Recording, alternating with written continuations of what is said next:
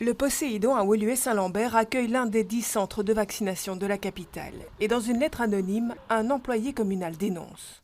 J'ai reçu un appel téléphonique d'un échevin qui me propose de profiter d'une dose de vaccin au Poséidon. J'ai refusé ce passe-droit. Je pensais qu'il y avait une procédure d'inscription unique à Bruxelles et une liste d'attente.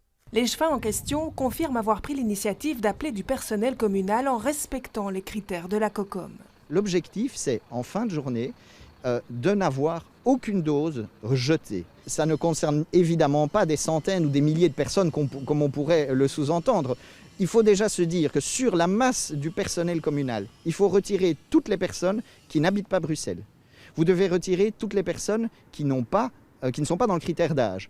Vous devez ensuite trouver des personnes qui souhaitent se faire vacciner. Or, seule la plateforme Bruvax doit servir pour distribuer les doses de vaccins excédentaires. Plateforme où les listes d'attente ne sont pas mises à jour selon l'échevin.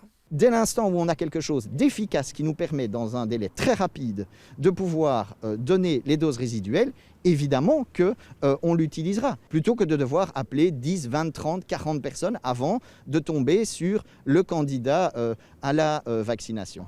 La lettre anonyme envoyée à la presse et aux conseillers communaux de l'opposition s'inquiète aussi de l'accès aux coordonnées personnelles des employés.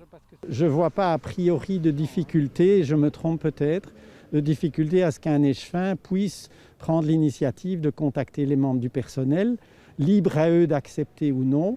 Ce que je n'accepterai pas, c'est qu'on tienne un fichier du personnel vacciné et non vacciné. Du côté de l'opposition MR, on prévoit d'interpeller le collège pour clarifier la situation au plus vite.